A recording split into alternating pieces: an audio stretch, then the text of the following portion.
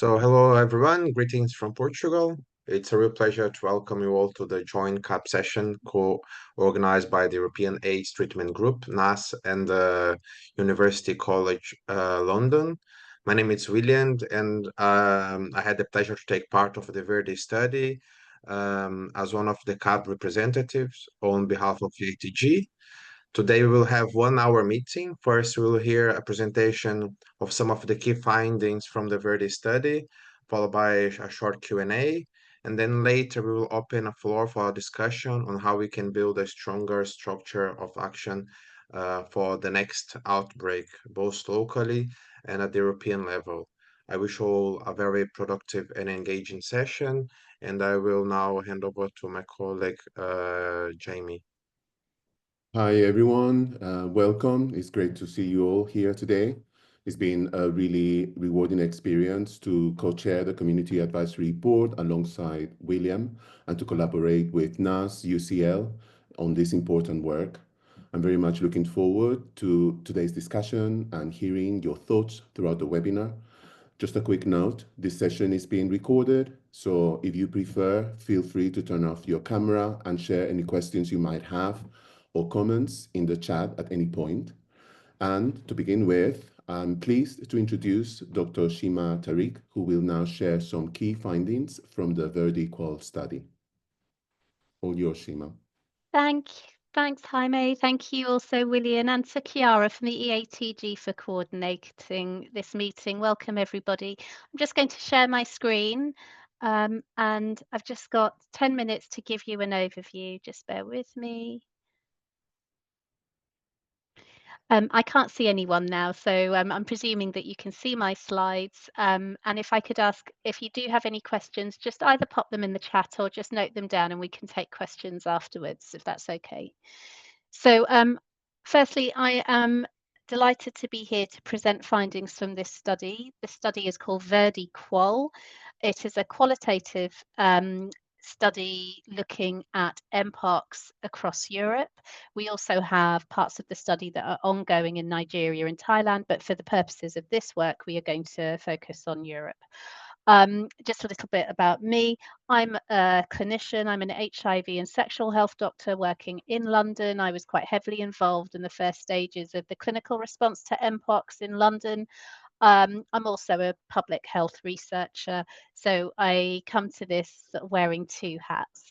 And the work that I am presenting is not just my work, it is work that I'm presenting on behalf of the entire team, and that includes our Community Advisory Board, who've been really pivotal to the development of this study. So I'm going to start by giving you an overview of VERDIQual. Firstly, VERDIQual is part of a much larger project called VERDI that's funded by the European Union. VERDI initially was funded to look at COVID in people who are pregnant and also in infants, so that's in babies and also children. And then when Mpox, the 2022 Mpox outbreak emerged, and it was branded by the WHO a public health emergency of international concern, the European Commission released €5 million and asked VERDI, because it had a network of infectious disease researchers and hospitals across Europe, whether they could also turn their attention to Mpox. Although the majority of the countries involved were not seeing Mpox in either pregnant people or in children, they knew that they had the structures to be able to do this work. As part of this new project looking at Mpox, they were very forward thinking and realized that it was important to get much more qualitative understandings of the Mpox outbreak. So really to engage with people's lived experiences. And that is where VERDIQual comes in. And I'm speaking as the person who has overseen that strand of work. So the aim of VERDIQual is to understand the lived experiences of Mpox to inform prevention, clinical care, and support. Just to give you a very, very brief explanation, so the differences between quantitative and qualitative research, quite a lot of the time when we're doing public health research, it's quantitative. That is really counting. So it's doing studies where you collect clinical information, or it might be you're doing a trial of an intervention and your data is numbers. And that, of course, is really important. But what it can't do is engage with things that are complicated, such as people's experiences, people's attitudes, people's opinions, how they talk about stuff. For that, you need qualitative research where you're really engaging with what people say, and your data, rather than being numbers, is words or pictures or sounds. So that's really just my brief Hi, Shima. introduction. Sorry Yeah. to interrupt. Your slides are not moving. Oh, We're still on the first slide. oh, that's weird because it is moving for me. Wait a minute. I'm going to stop sharing. Yeah, Would someone be able to share on my behalf? Because I I don't will. know why. Thank you, Chiara. So if you could move to, I'll just say next. Great. So if we can start, go forward there. That's great. Thank you. Sorry about that, everyone. And thanks for telling me. So why a qualitative approach is important. I am primarily a qualitative researcher, so I'm speaking to you from a very biased position. But I do strongly believe that qualitative research has a very vital role when it comes to thinking about infectious diseases and outbreaks and epidemics and pandemics. Qualitative research allows you to engage with the experiences that people have and the meaning that they attach to those experiences. We can really engage with things that are complicated, so complex phenomena. So whether that is the experience of being ill, the experience of diagnosis, maybe barriers to accessing healthcare, those things you can't really capture as well just by looking at numbers. You have the potential to center the participant's voice.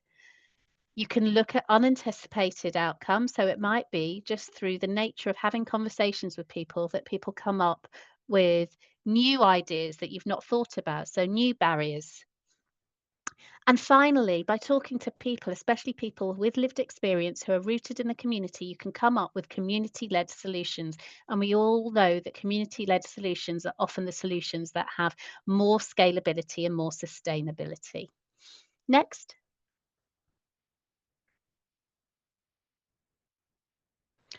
So VERDIQual was conducted in 4 different countries: Italy, Nigeria, Thailand, and the United Kingdom. These countries were selected partly because that's where we knew we had teams who could do this work, but also to represent the geographical variation of the Mpox outbreak. So UK and Italy, obviously part of the 2022 Mpox outbreak that was primarily focused on gay and bisexual men who have sex with men. Nigeria, where there's been an ongoing outbreak since 2017, which primarily affects heterosexual people, young people, and also quite large numbers of pregnant women and children. And then Thailand, where there is an ongoing outbreak, where they're still having new cases now, primarily affecting gay and bisexual men who have sex with men and gender non-conforming people. So very, very different settings and also very different health systems. What we have is almost like a pick and mix approach to doing qualitative research.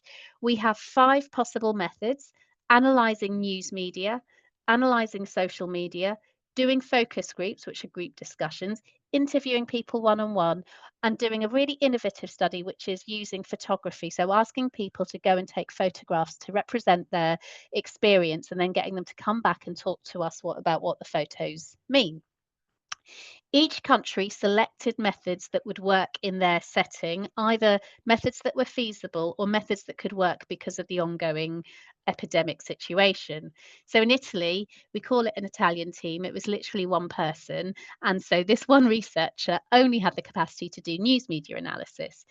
In Thailand, where there is an ongoing outbreak, they were able to do everything. So they've done interviews with people who've recently acquired Mpox. They're able to do photography as well as everything else. In the UK, we had hoped to do all of this, but by the time the study had started, the cases in the UK had declined, so we couldn't recruit people who had just acquired Mpox because we weren't seeing large numbers of Mpox in the UK. So we focused our attention on news and social media and also focus groups a couple of years after the peak of the outbreak. Next.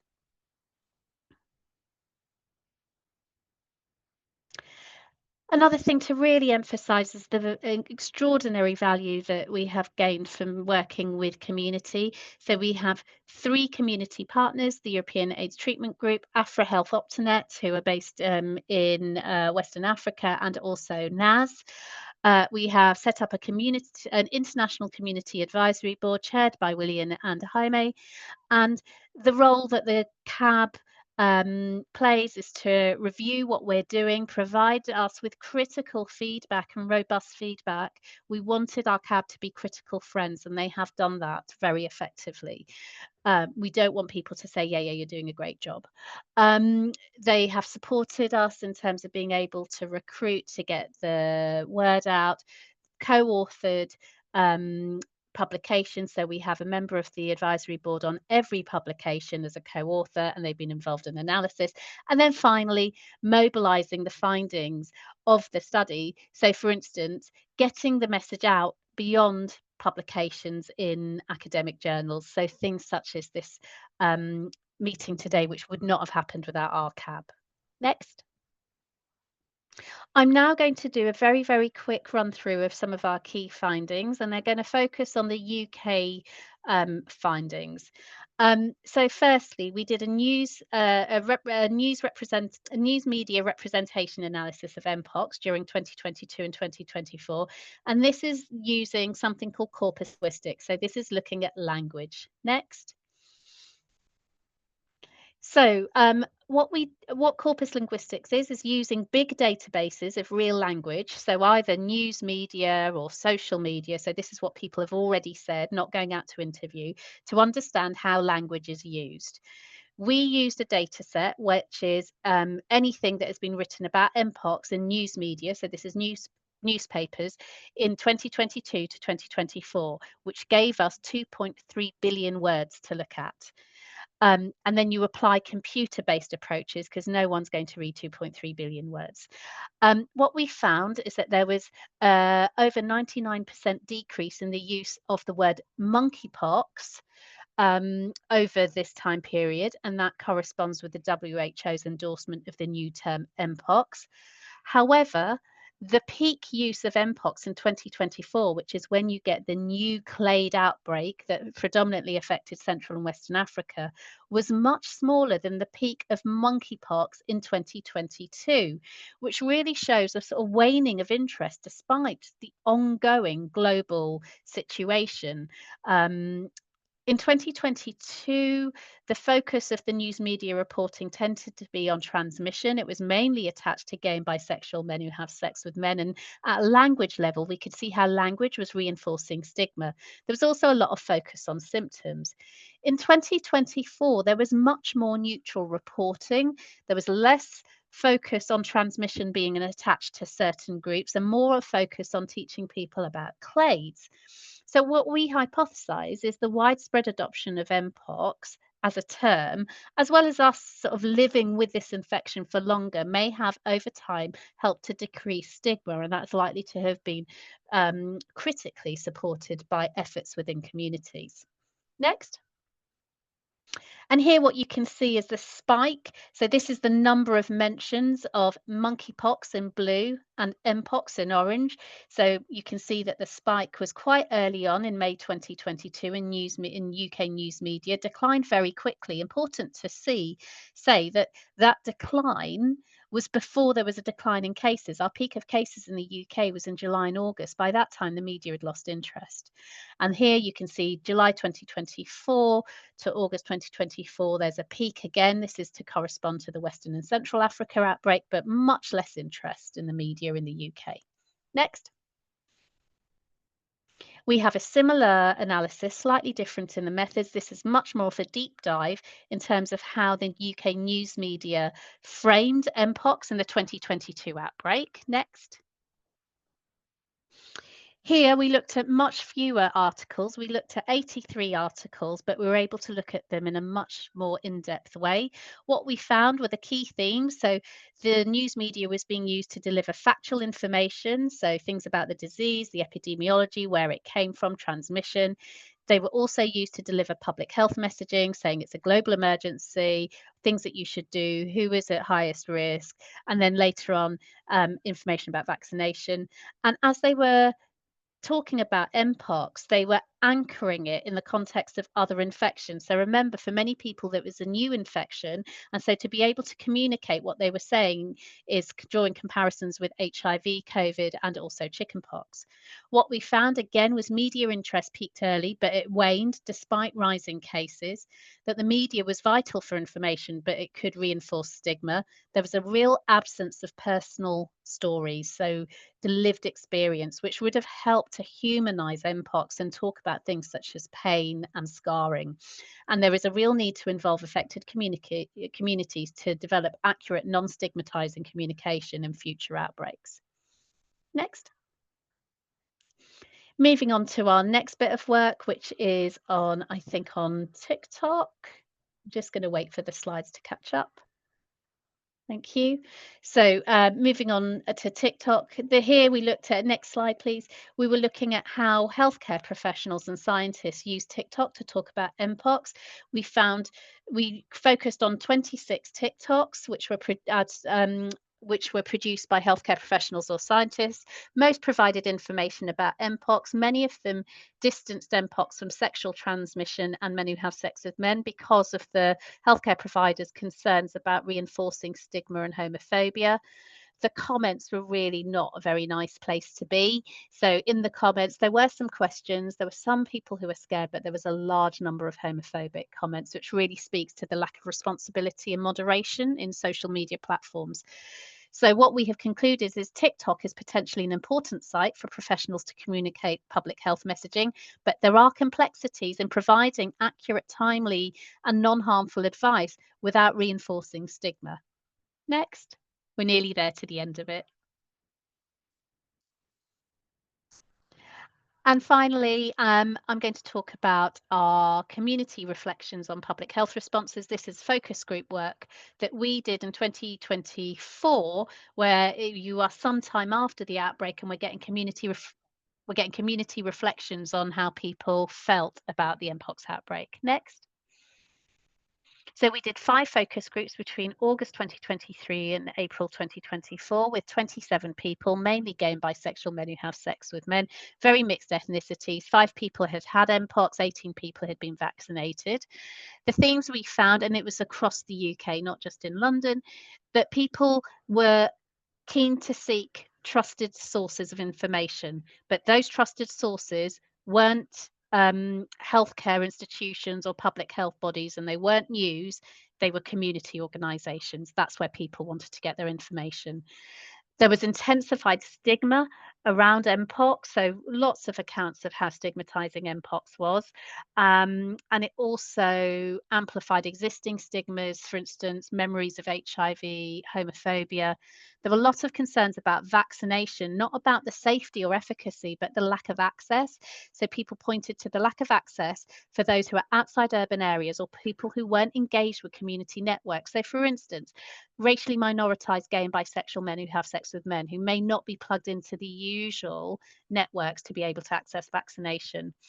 And there was a real lack of ongoing communication. So people described lots of information at the start and then feeling abandoned with no ongoing communication and not knowing whether you should have a second vaccination or how long your immunity lasts for. So what we concluded was prior experiences of other pandemics, such as HIV and COVID, shaped understanding and people's emotional response to Mpox. There was a need for timely information from trusted sources in the community. There was inequitable vaccine rollout, and that was felt keenly by those in the community. And the cessation of public health campaigns was seen as being very sudden and very confusing. Next. And this is what somebody said. So I get anxiety about it because it's like, it was a big thing and then it just went, there was news about it and then it just went. And then it was like, okay, well, what next? Which I think really sums it up well. Next. So we're really keen to make sure that the findings from this work translate into impact. So the linguistic study, the one about language, it's shown that prompt and direct guidance from high up institutions like the WHO can mitigate stigmatizing public discourse. It shows that a linguistic approach can give us really important insights into how language is used.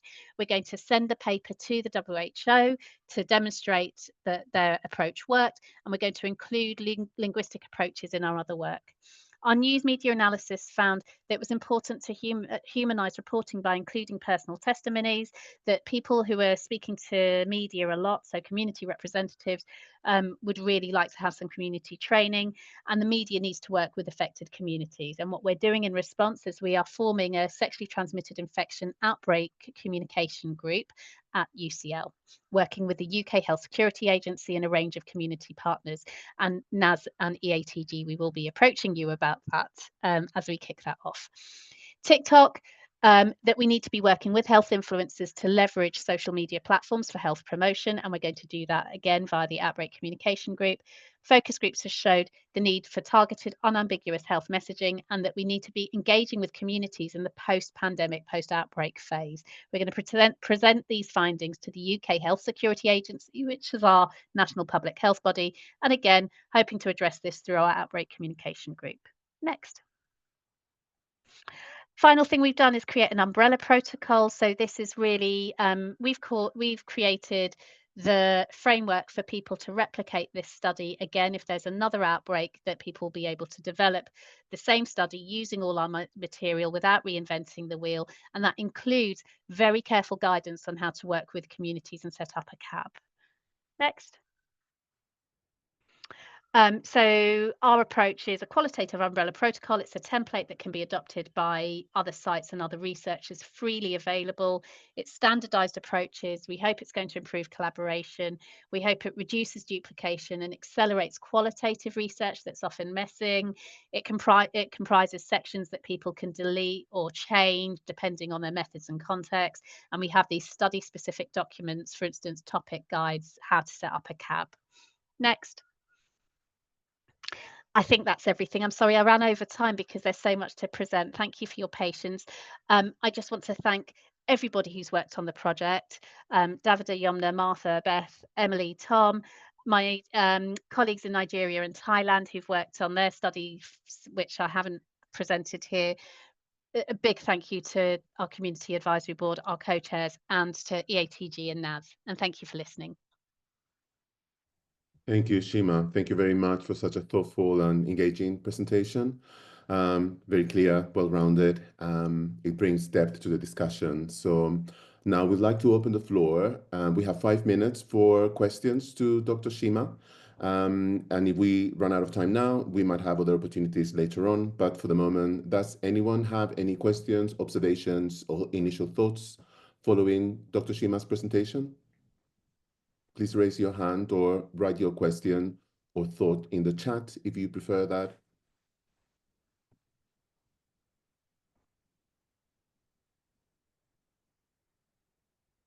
Anyone?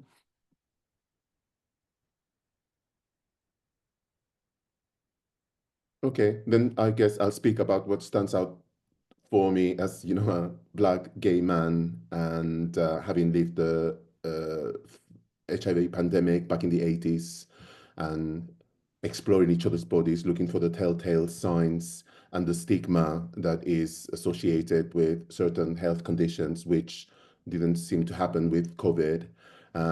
So there's the Chinese virus, there's the African virus related to monkeys and primates, and which to me is kind of attached to eugenic theories. So I guess from your perspective, maybe you can tell us a bit more, how do you feel about those phobias and stigmas that still pervade health?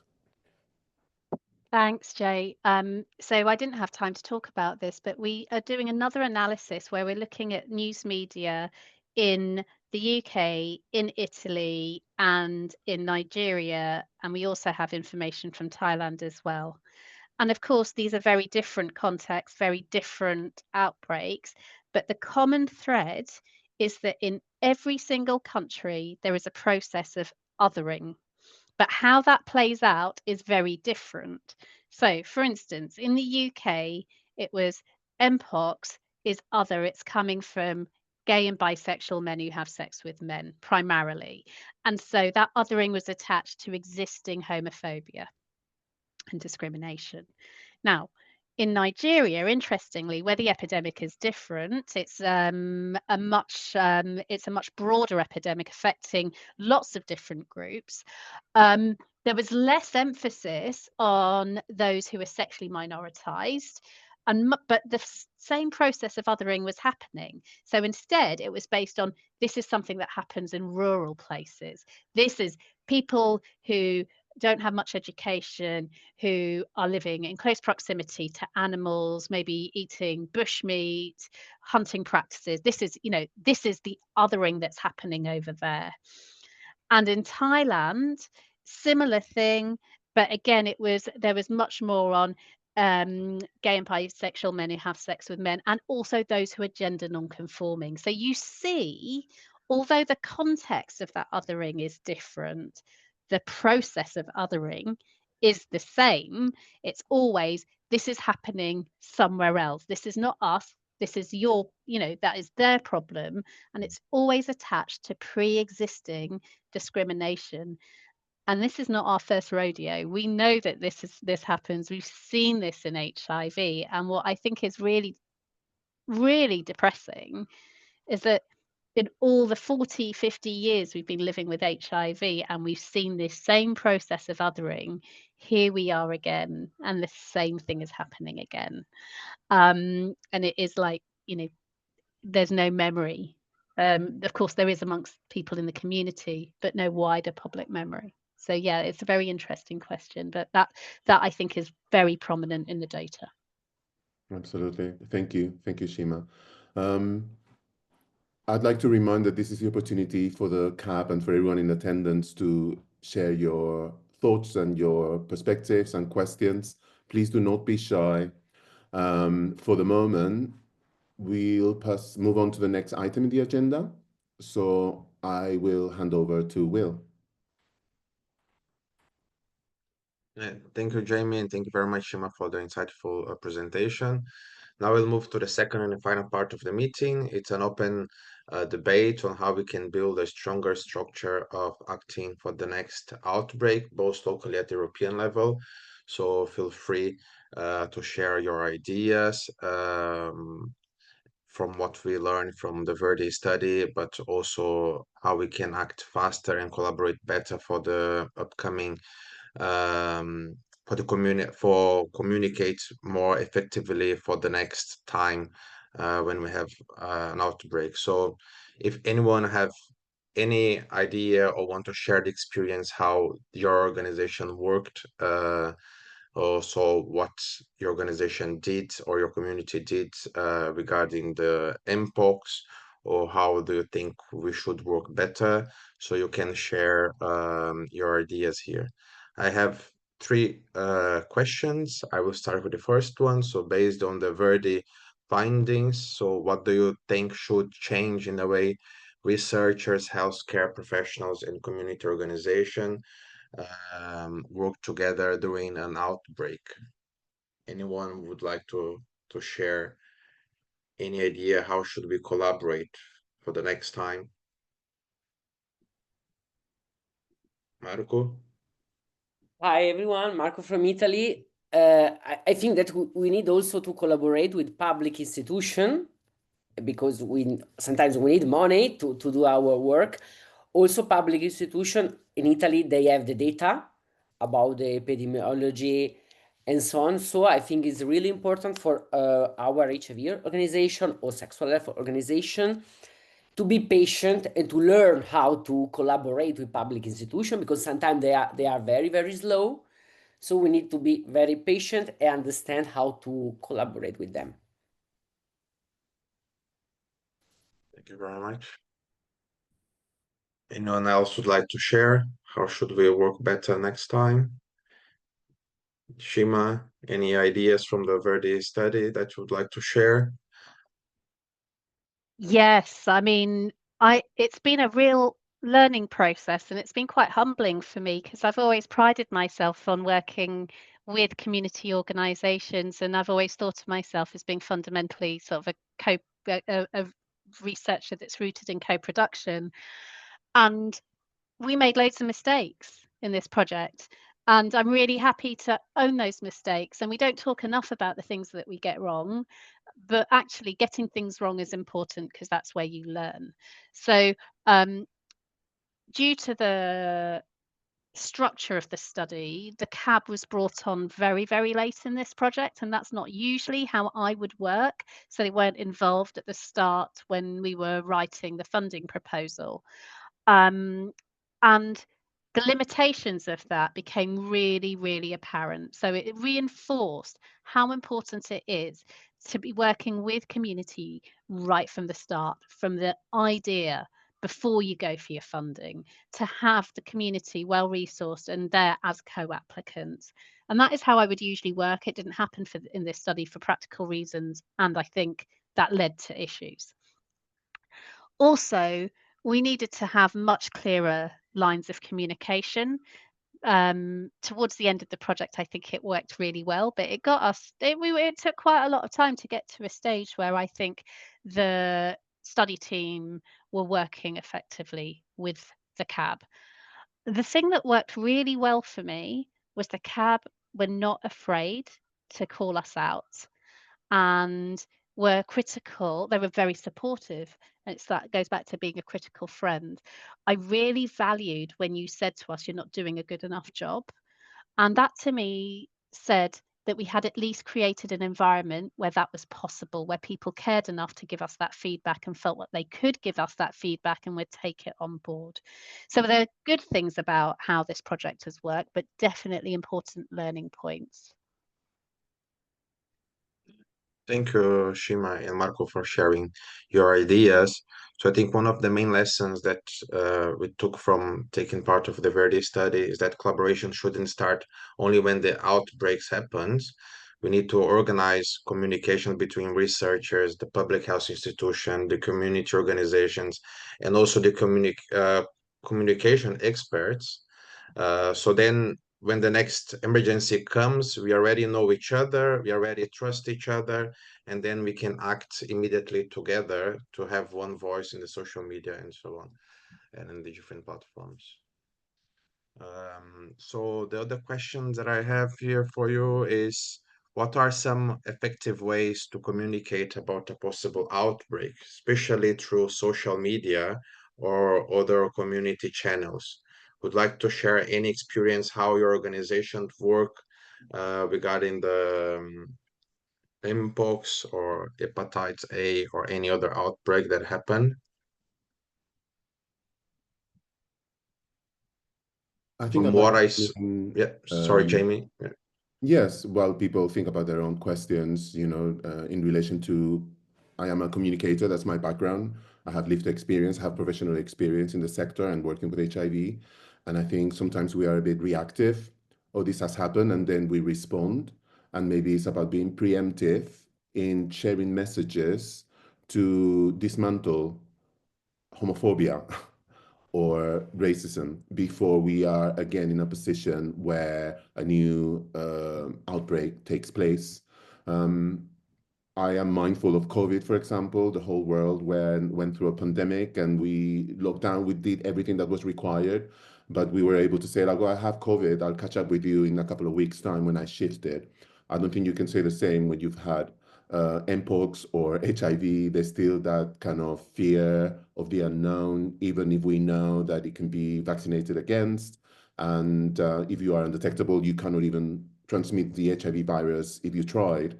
So I think I am inclined to prepare in advance and to be preemptive rather than reactive with messaging. I don't know if the room feels similarly, but there is a responsibility, especially in social media. It's very easily propagated.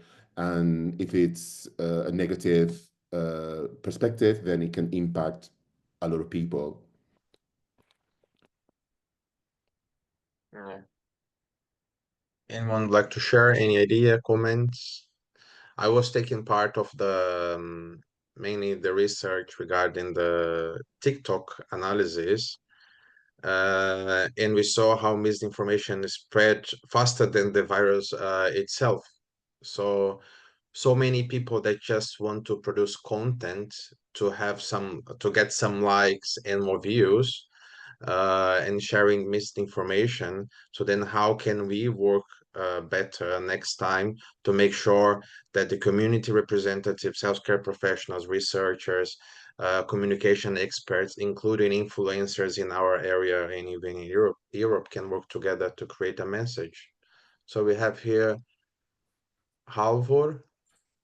Yes, hello, I'm from HIV Norway. I'm a political advisor. I'm not a healthcare personnel, but our experience with Mpox was quite interesting. Norway is at the northern rim of Europe, but we suddenly realized that among gay men who had been to parties in Europe, Mpox was spreading and no one knew what to do about it. And because we work with HIV, it was the same group of people that was affected by Mpox.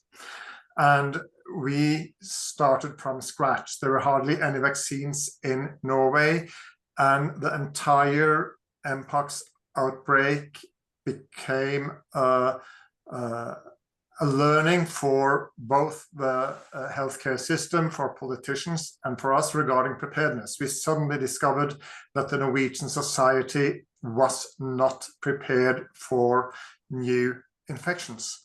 That was a very important learning to us. Our main advocacy was to have Mpox classified as, in Norwegian legislation, an infectious disease that constitutes a general danger to the population, which we successfully did, which makes all treatment, tracing, etc., free, which is very important. And then we managed to get vaccinations out. And now it's actually a quite good situation, because every municipal healthcare service in Norway has the task of giving vaccines to anyone who is in a risk group to get Mpox. And we are still using the experience in our advocacy work, in the general preparedness work in the Norwegian society, to show that Norway wasn't prepared and we need to be prepared, and it's actually become a quite positive experience through it all. So just a remark from what Mpox actually did to our community in Northern Norway, Thank you very much for sharing your experience working on Mpox. Anyone else would like to share your experience, the organization? No. So I will move then for the next question is an invitation also. So what do you think about the idea of a sleeping cab network that could be reactivated quickly when needed? So the idea is for us to have a list of contacts of people from different organizations in different areas that we can contact as soon as we identify a new possible outbreak, where we can produce all the contents, the materials, and have a discussion, and then have one voice regarding the next outbreak, for people to be more well informed and also to act regarding the misinformation. So you think it's a good idea? Sorry, Jamie, yes? Sorry, I was just saying in collaboration with researchers and, you know, different bodies. It's not just the CAP. The lessons that we learned that Chima was talking about, which is something I'm grateful for. Even if it wasn't always great, you need to go through those experiences to refine our approach. And now we have a protocol that will make sure whenever we need to reactivate, we can hit the floor running. So that on its own, it's a very, very positive and a win, in my opinion. But yeah, following on what William is proposing, if the cab goes to sleep for the moment, who wants to go to sleep together, and who is willing to be reactivated once a new outbreak takes place, because as we know, it's already happening in Thailand. And, you know, it's again about being ready. So there is a message here from For Marco, saying Marco. it's a good idea. I'm available. Let's sleep. Let's go to sleep together. Thank you, Marco. Brilliant. And Simon, thanks. Great to have potential CAB for the future. This would give the CAB time to make sure it reflects the diverse demographics of the populations affected. Absolutely. Shima, please. I mean, personally, I think it would be fantastic to have this network in place, which is a network of community members, organisations, academics, and clinicians, all working together, who know each other, who build trusted relationships, so that when the next outbreak happens, we can hit the ground running, that we have processes in place, we have trusted relationships, and we don't have to start right from the beginning again thinking, oh, we have to recruit to a cab and we have to get material to recruit for a cab, and we have to, you know, it would be great to have, and we have to get to know each other and establish values and ways of working, because all of that takes a long time, but you need to hit the ground running if there's an emergency. So I think this would be a genuinely important contribution to preparedness. Following on from I've just seen what Simon has put in the chat, we have to forward think, because the next infectious disease STI outbreak may not just affect gay and bisexual men who have sex with men.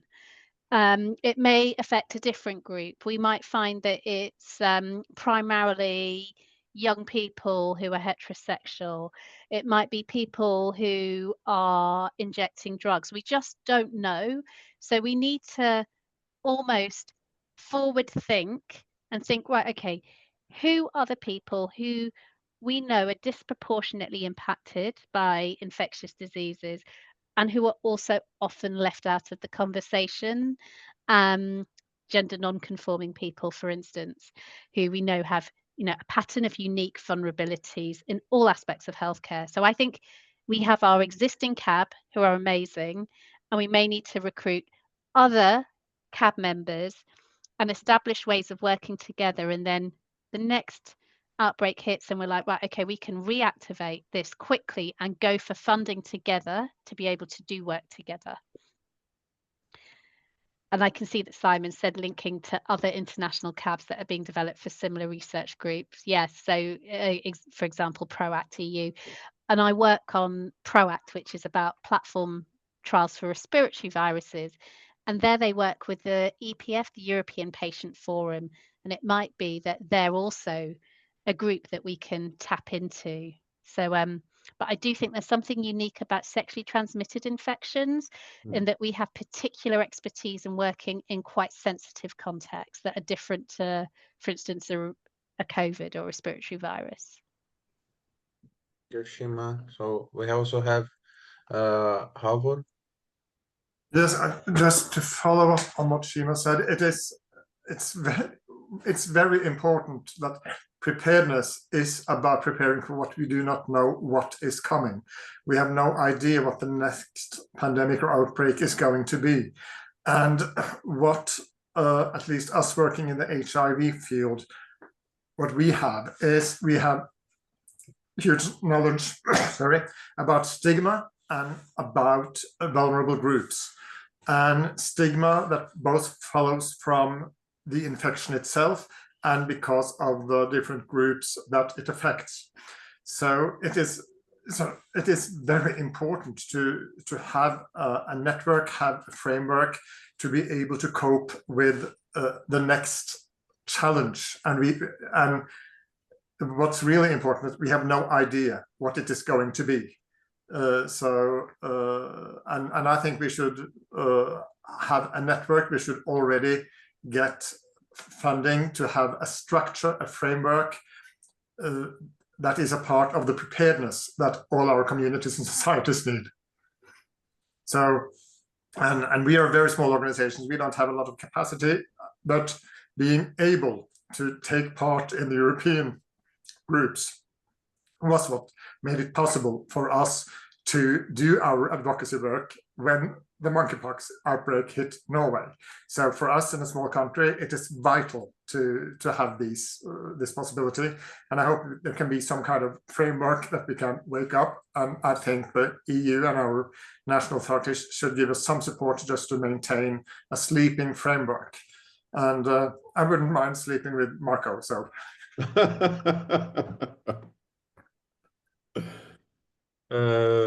Thank you for sharing. Yeah, so I think it's already a start for creating this sleeping cab. It sounds promising. So I think I will hand over to Jamie. Well, we have another comment here from Simon. Everyone is already overstretched, so having this larger potential community network, one of the issues about Mpox that relied on expertise of sexual health clinics included appropriate training for contact tracing linked to an STI. And yeah, absolutely. I think if we're talking about a sleeping cab, as you know, the meeting is being recorded. Chiara will share notes with everyone. But I guess this also would be a good opportunity for you to put your name forward if you like. Feel free to send us an email if you're interested in taking part in the sleeping cab, so we can reactivate when needed. And it looks like it might be sooner than anticipated, unfortunately. Chiara. But good to be ready. Sorry, William, yes? Chiara, she said she will send a link for people to register. Excellent. Thank you. Thank you. We have about 10 minutes left, and this section is around discussion and closing remarks.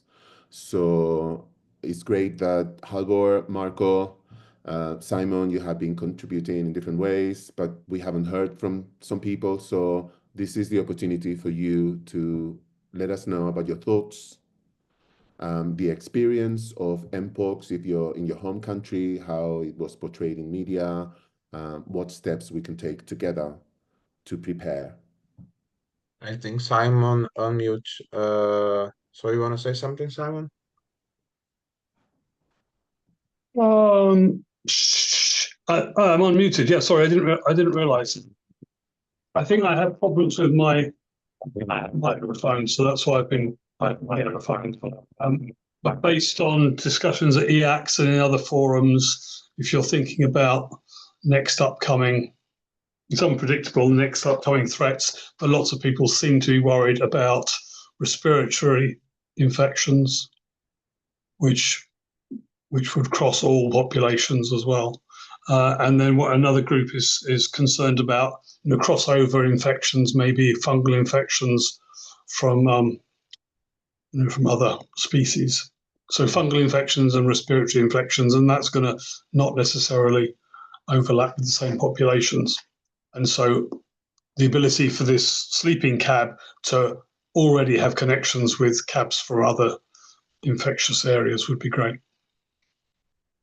Fantastic. Yes, absolutely. Thanks, Simon. Yes, Shima? Yes, I think all of us are preparing for potential respiratory pandemic. However, that invariably means that it will be something else because, as already has been discussed, you always have to prepare for the thing that you don't know. But of course, if it is a respiratory virus, it will disproportionately affect marginalized groups and will disproportionately affect people living with HIV. So again, we can add so much value, I think. I'm thinking about concrete next steps. It's great that Chiara is going to send a link to register interest.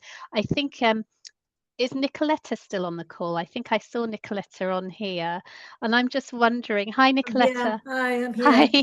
Hi. I wondered whether it's a conversation we could have maybe offline as well, to see how EATG and other groups could work together with Absolutely. UCL to think about, could we get funding to sort of set the structure, the framework, the processes up for a sleeping cab.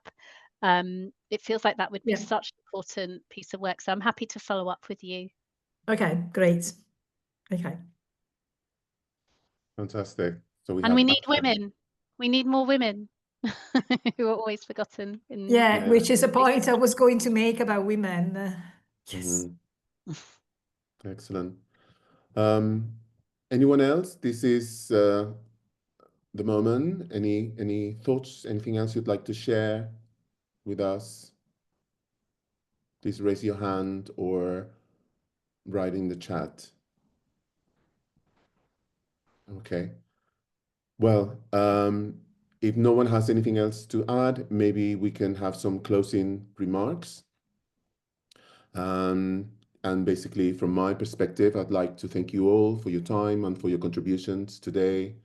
It's important to highlight that these health conditions don't exist in a vacuum. They're often shaped by structural racism and homophobia, and the wider stigma attached to health conditions. So yeah, it turns a virus into a biosocial medical issue that is not relevant or appropriate. But I have been very proud to have been taking part in the collaborative effort aimed at reducing stigma and improving how we respond to conditions like Mpox. And clearly, after attending the assembly in Rome with Shima and Emily, it's obvious that new infections are on the rise. So this is a reminder that we must remain alert, informed, and ready to reactivate, to wake up our collective efforts when needed. So thank you again, and looking forward to continuing this important work. I'll hand over now to William. Yeah, I also would like to thank you all for participating today and for contributing for this meeting. It's been a real pleasure to take part of the project and to work closely with Jamie and other hub members that is also here present, with Shima and the UCL team, and also Chiara for the support through all the project. I also truly hope that the findings of the study and the sleeping cab also will help us to act faster and work closer and collaborate better in the next outbreak. So thank you once again, Shima. And I think Marco would like to say something. Should we go to Marco first? Okay. No, I would like also that for me it was a pleasure to work with you. Was my first experience in an international European level like this. So I learned a lot, and I hope to work with you in the future. Very much. Thank you. It's it's a huge thank you for me to the CAB, who have contributed so valuably despite the limitations caused by the structure of the project. But I think we've sort of planted the seeds for really important collaborations going forward. Personally, it's been an absolute pleasure to work with the CAB and with the co-chairs. I've learned so much, and I've really enjoyed working with you, and you have clearly shaped this project to be what it is now.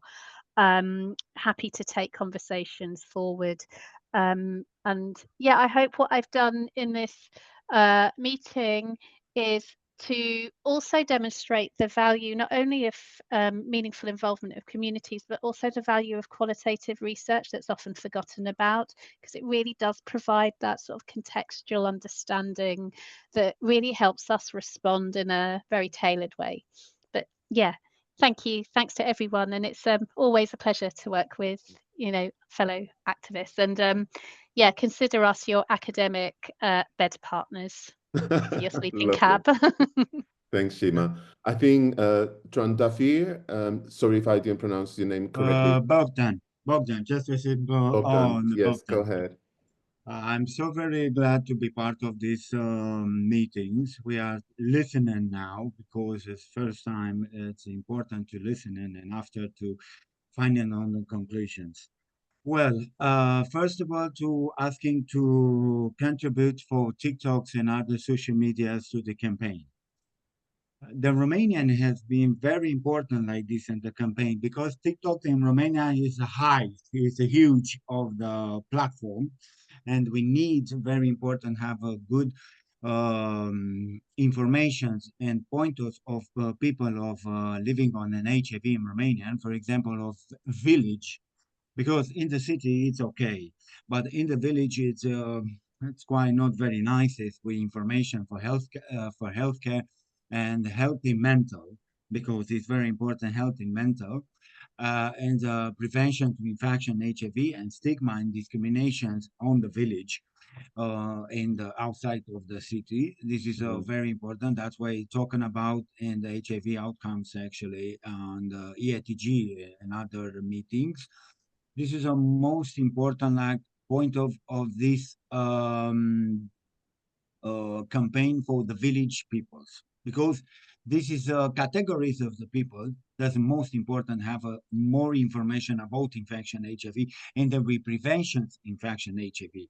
Because for example in Bucharest, because I'm living in Bucharest, it's okay, we have a two possibility, we have a to integrate, we have a, because I'm representative organization to Union People Infection to the HIV UNOPA, and I'm member for committee of HIV outcomes in Romanian that have a high information for people living on an HIV in Bucharest, in Iași, in other in the city in Romanian.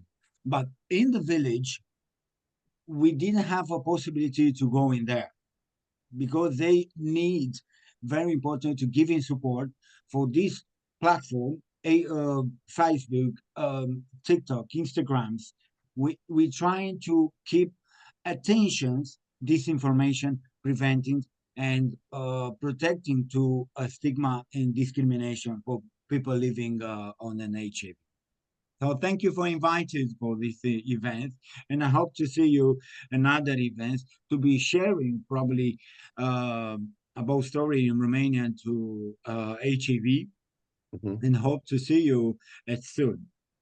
Thank you. Thank you, Bogdan. That's a very, very important point and is relevant to Romania. It's also relevant to the UK. We, in the organization I work for, we provide support for people living with HIV, and one thing is London and the other is outside of London. The stigma is higher, access to care is more difficult. So it's a very, very important, valid point. And I think maybe this is the moment where we conclude our session. Thank you again, everyone, for your involvement and your participation. Chiara will share the notes from this meeting with everyone. If you want to get involved in the sleeping cab, then also reach out to Chiara. And I'm looking forward to seeing you again soon, despite the circumstances regarding our meetings, but it's great to collaborate and working with you all. William, any last words? Just send some hearts to everyone. So thank you very Lovely. much, all. Okay, well, I wish you all a good nap for the moment and see you all soon. Bye for now. Thank you, everybody.